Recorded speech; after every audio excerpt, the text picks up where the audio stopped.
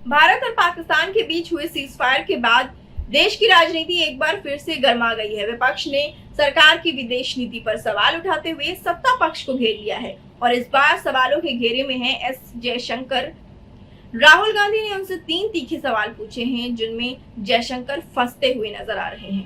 कांग्रेस नेता और लोकसभा में नेता विपक्ष राहुल गांधी ने विदेश मंत्री जयशंकर को जे कहकर संबोधित करते हुए तीखा हमला बोला है और कहा है कि भारत की विदेश नीति पूरी तरह से ध्वस्त हो चुकी है। आइए जानते हैं कि राहुल गांधी ने वो कौन से 3 सवाल किए हैं।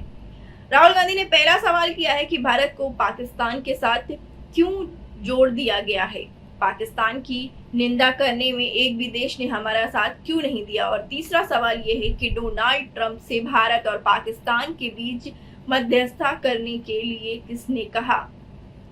वहीं इससे पहले कांग्रेस ने आरोप लगाया था कि जयशंकर ने ऑपरेशन से पहले पाकिस्तान को आगाह किया था। इस वजह से कांग्रेस नेताओं ने विदेश मंत्री एस जयशंकर को जयचंद जयशंकर कहना शुरू कर दिया। ये नाम पृथ्वीराज रासो की ऐतिहासिक कथा से लिया गया है जिसमें राजा जयचंद को देशद्रोही बताया गया है। अब इतना तो इशारा काफी ही है। कांग्रेस नेता जयशंकर को हटाने की मांग कर रहे हैं। वहीं विदेश मंत्रालय की तरफ से एक बयान जारी करके कहा गया है कि हमने पाकिस्तान को शुरुआत में ही चेतावनी दे दी थी जो स्पष्ट रूप से ऑपरेशन सिंदूर के शुरू होने के बाद का प्रारंभिक चरण है।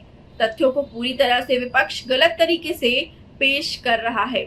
वहीं विदेश मंत्री पर राहुल गांधी की पोस्ट को लेकर प्रफुल्ल पटेल ने भी कहा है कि आज जब देश एकजुट है तब लोकसभा में विपक्ष के नेता ऐसी बचकानी बातें कर रहे हैं। मुझे लगता है कि कांग्रेस के लोग खुद पछता रहे होंगे कि उनके नेता ने ऐसी बचकानी बातें पूछी कैसे। अगर हम किसी दूसरे देश के साथ युद्ध करते हैं या उनके एयरबेस पर हमला करने की बात करते हैं तो इसका मतलब क्या होता है। हमने उन्हें पहले से इसकी जानकारी दे दी।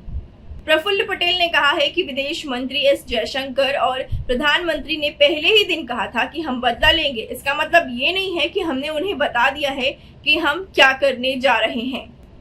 राहुल गांधी के तीखे सवालों और सरकार की आक्रामक प्रतिक्रिया के बीच भारत की विदेश नीति पर बहस एक बार फिर सियासी अखाड़े में आ गई है। आपको क्या लगता है इस पर हमें कमेंट सेक्शन में कमेंट करके बताएं।